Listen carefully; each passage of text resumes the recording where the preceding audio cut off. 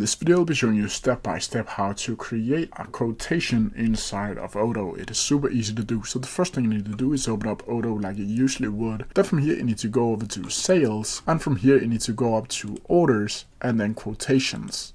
Then from here you should be looking something like this, where you can see an overview of all of your quotations in the past. Then from here you need to go over to new, and then it should be looking something like this.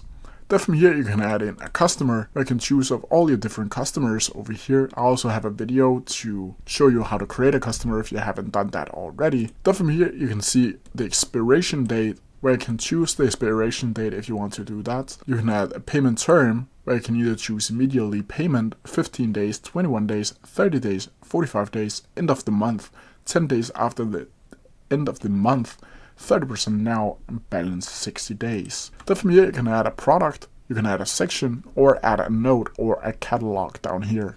If I click add a product, you can see here that you can add the products over here.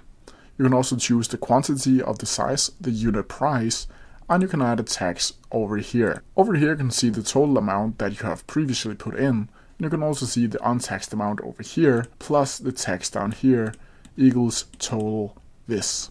Down here you can also add terms and conditions if you want to do that. But when you're done, you simply need to click either send, print, confirm, or preview. If I click preview over here, you can see how the quotation will look like. And over here you can click accept and sign. And this can take a little while for Odoo to register. And as you can see here, thank you, your order has been confirmed. And that's how you do it. If you have any questions about it, please leave them down in the comment section below, and I'll try my best to answer them as quickly as possible. See ya!